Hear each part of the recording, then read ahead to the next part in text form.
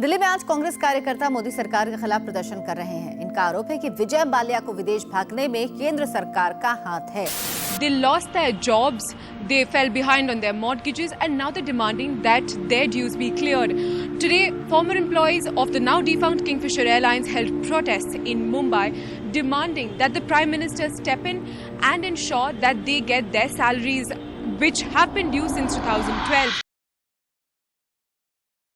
Imaginez un homme adulé comme un roi, puis pourchassé comme un escroc. Vijay Mallya n'était pas simplement un milliardaire, c'était un empire à lui seul. Un spectacle vivant entouré des faces, des champagnes et des dettes invisibles. Des fêtes à plusieurs millions, des jets, des promesses. Et dans l'ombre, une mécanique bancale qui s'emballe. Les comptes ne s'additionnent plus, les avions restent cloués au sol et les milliards s'évaporent. Pendant plus d'une décennie, il a défié les banques, les régulateurs, les journalistes, jusqu'à ce que tout s'effondre. Comment a-t-il mis en place ce stratagème qui a réussi à berner un pays aussi longtemps pour finir par devenir lui-même une victime de son propre jeu? Et surtout, que restait-il derrière le masque du roi du business? Ce que vous allez découvrir dépasse tout ce que les journaux ont osé raconter jusqu'ici. Bienvenue dans l'histoire de Vijay Mallya, l'homme qui a fait voler l'Inde tout droit dans la tempête.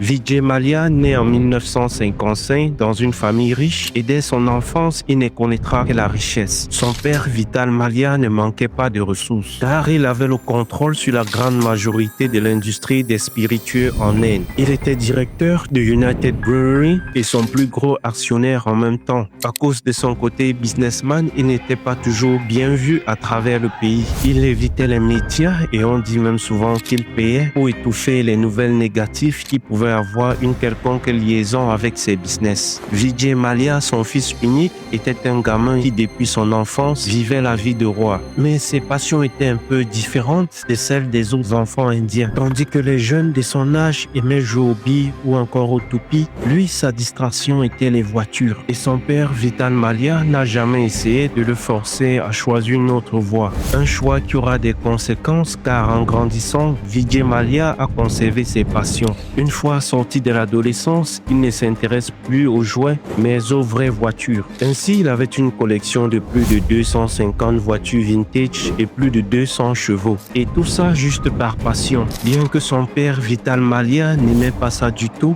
il ne l'empêchait pas d'en profiter. De toutes les façons, il s'était mis en tête que quelqu'un qui avait ce genre de passe-temps ne pouvait jamais devenir un véritable homme d'affaires. Vijay Mallya va même gagner l'Indian Grand Prix en 1982, qui est l'un des plus grands tournois automobiles de l'Inde. Et quand il fut prêt à faire passer sa passion à un niveau supérieur, un événement tragique a changé le cours de sa vie pour toujours. Son père décédera d'une attaque cardiaque. À ce moment-là, Vijay n'a que 28 ans et le choc sera bouleversant pour sa vie. À un âge où il aurait voulu être insouciant, il avait désormais la responsabilité de l'empire commercial de sa famille. Quand il a fallu prendre les rênes, beaucoup de proches ont pensé comme son père, notamment qu'il ne sera jamais un bon homme d'affaires, vu qu'il était habitué à une vie de roi. Mais contrairement aux idées qu'on se faisait, Vijay va faire tout le contraire. Parmi tous les produits de United Brewery, c'est Kingfisher qui l'a le plus attiré, car quelques années avant la mort de son père, il avait lui-même lancé en étant plus jeune. À l'époque, Vijay savait très bien que pour faire décoller Kingfisher sur le marché, il n'y avait qu'une seule stratégie, à savoir cibler les plus jeunes. À Bangalore, cette stratégie a transformé la scène nocturne. Alors qu'il n'y avait auparavant qu'un seul hub dans la ville, l'engouement suscité par Kingfisher a conduit à l'ouverture de 40 nouveaux établissements en l'espace de 5 ans. Ces lieux offraient une ambiance animée, attirant particulièrement les jeunes, qui y restaient souvent jusqu'aux premières heures du matin. Cette expansion a non seulement renforcé la présence de Kingfisher sur le marché, mais a aussi redéfini la culture nocturne à Bangalore. En un rien de temps, Kingfisher est devenu une véritable marque. Les gens ne demandaient plus juste une bière, mais du Kingfisher.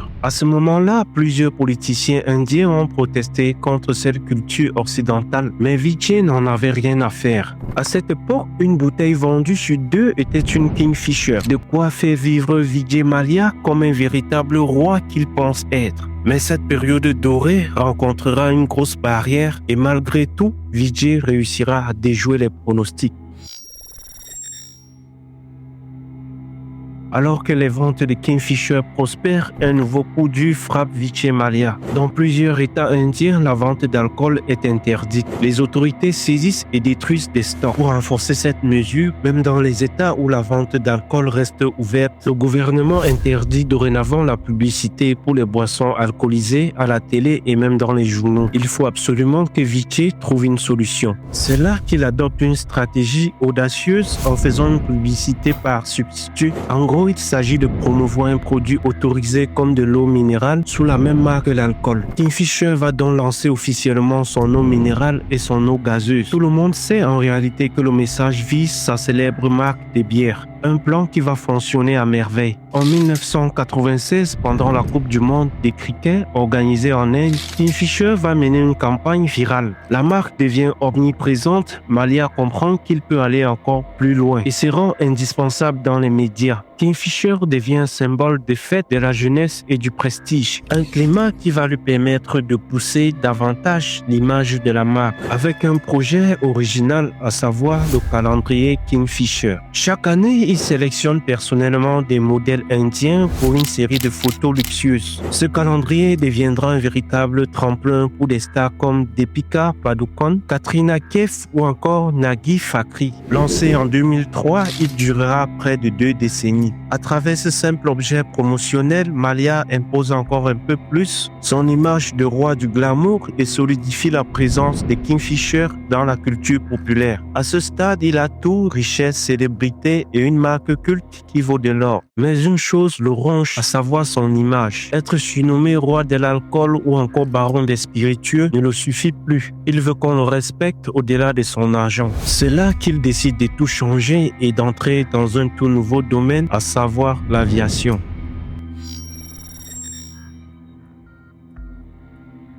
En 2004, Vijay Mallya annonce en grande pompe le lancement de Kingfisher Airlines, sa propre compagnie aérienne de luxe. Il achète 12 Airbus A320 pour plus de 200 millions de dollars, avec une idée en tête: révolutionner les vols commerciaux en Inde. Mais chez Kingfisher, pas de classe économique ou affaires. On parle d'une seule classe, notamment la Kingfisher Class. Uniforme dessiné par des créateurs de mode, hôtesses choisies parmi des mannequins, menu de chefs, tout respire excès. Le lancement s'est fait en fanfare lors du 18e anniversaire de son fils devant une tonne d'invités prestigieux. Kingfisher Airlines se positionne tout de suite comme une marque lifestyle bien au-delà de l'aviation. Mallya contrôle tout, injecte des sommes colossales et lors d'une visite à l'usine Airbus, impressionné par leur accueil, il signe sans hésiter pour un achat d'1 milliard de dollars d'avions supplémentaires. Mais rapidement, la réalité va le rattraper. L'Inde de cette époque est en déphasage avec le service qu'il veut vendre. Les riches prennent encore le train en première classe. Le low cost explose, que ce soit Indigo, SpiceJet ou encore Go Air. Bref, tous ces rivaux de l'époque misent sur l'essentiel, notamment la sécurité, la ponctualité et des prix imbattables. Kingfisher, pendant ce temps, misait sur le luxe et chaque vol deviendra un véritable gouffre. Bien entendu, les pertes vont rapidement s'installer, mais Mallya s'entêtera à poursuivre dans sa vision. Il continuera à injecter des fonds, soit plus de 750 millions de dollars en quelques années. Puis, il fusionne avec Air Deccan, qui était une autre compagnie low cost.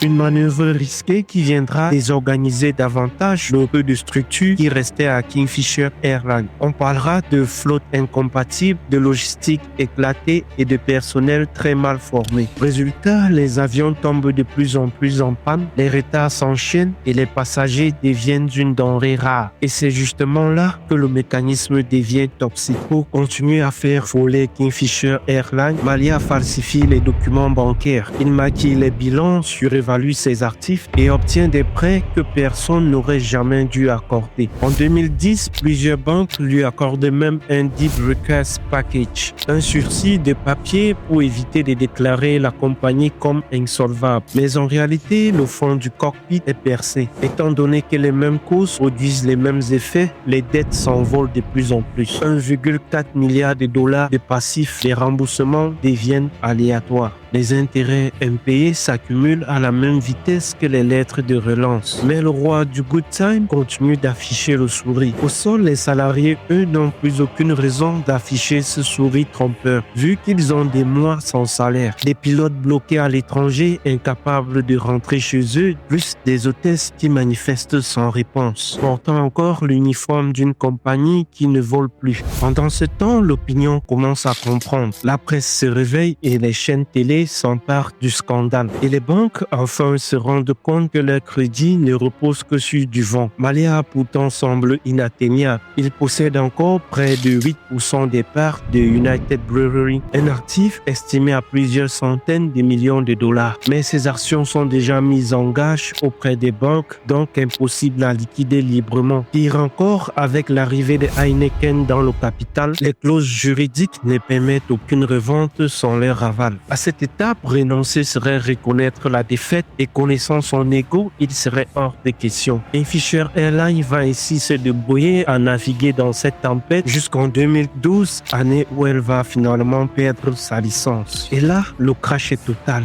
L'entreprise est finalement déclarée comme insolvable. Mais Vice, lui, ne chute pas tout de suite du moins. Il quitte l'Inde pas dans la précipitation, plutôt avec le calme glacial de ceux qui ont anticipé leur fuite direction l'Angleterre. Il laisse derrière lui une dette de plus de 1,4 milliard de dollars, des familles ruinées, des employés trahis et un empire vidé de sa substance. En surface, la marque Kingfisher continue d'exister, la bière toujours sur les étagères et les publicités toujours diffusées. Mais tout ça peut s'apparenter à l'image d'un fantôme qui continue de vivre même étant mort. Car ce que beaucoup ignorent, c'est que United Brewery n'appartient déjà plus à Malia. Heineken, le géant néerlandais, avait déjà pris le contrôle. Grâce aux prêts non remboursés, également aux parts mises en gage, combiné au jeu d'arbitrage capitalistique, le groupe avait absorbé l'empire morceau par morceau. Et tout ça à cause d'un projet d'aviation qui était conçu pour une Inde imaginaire. Une Inde riche, consommatrice et occidentalisée, mais bien trop absente dans les faits. Le marché réel, lui, allait dans l'autre sens. Car ce que les passagers voulaient avant tout, c'était des vols abordables, des vols réguliers et des vols fiables. Exactement ce qu'avaient compris les compagnies qui faisaient exclusivement dans le low cost à l'époque. Mais Malia voulait vendre du rêve et un rêve trop cher. En plus, un rêve qui ne décollera jamais. Les marges étaient écrasées, le kérosène flambait. Dans ce contexte, les rails restaient rois et Kingfisher, avec ses menus haut de gamme et ses hôtesses en robe de gala, brûlait 3 fois plus d'argent que ses concurrents. La justice indienne finira par se réveiller, mais ça sera un réveil trop tardif. Ce n'est qu'en 2016 que Vice Malia est officiellement déclaré comme fugitif economic offender, un statut rare qui témoigne de la gravité des faits. La demande d'extradition est déposée auprès du Royaume-Uni, mais les procédures coincent. Et pendant que les tribunaux se renvoient les dossiers, Malia vit paisiblement loin de son pays et garde à peu près son même style de vie luxueux. Comme un malin qui avait anticipé le pire, il avait pris le temps de mettre pas mal de ressources à l'abri dans des comptes offshore difficilement saisissables par le gouvernement indien. Il enchaîne quelques interviews bien cadrées avec des déclarations calculées. Il dira: je ne suis pas un fugitif, je suis un entrepreneur incompris. Je suis prêt à rembourser, mais les conditions doivent être équitables. Rien que des mots sans aucun sentiment de regret. Pendant que les banques indiennes pleurent des centaines de millions de dollars et des centaines d'employés qui vivent encore les conséquences de cette chute. Aujourd'hui encore, Vice réside au Royaume-Uni. Ses avocats font tout pour retarder son extradition, mais les démarches pour le faire revenir en Inde se poursuivent. Lui qui était autrefois vu comme un visionnaire, aujourd'hui il symbolise l'abus de pouvoir, la fuite des responsabilités et la trahison envers des milliers d'employés et contribuables indiens. Et pourtant, cette histoire n'est pas un cas isolé. Dans une autre affaire encore plus incroyable, 2 jeunes frères sud-africains ont fait disparaître plus de 4 milliards de dollars en crypto-monnaie, laissant des milliers d'investisseurs sans réponse. Je vous invite à regarder notre précédente vidéo sur AFX, une arnaque technologique menée par 2 frères aussi ambitieux que redoutables. Cliquez ici pour découvrir cette escroquerie hallucinante et plonger dans un autre récit où l'avidité dépasse les frontières. Et merci d'avoir regardé cette vidéo. Pensez à vous abonner, à liker. D'ici à là, je vous dis à très bientôt pour une nouvelle histoire qui secoue le monde monde de la finance et du business en général.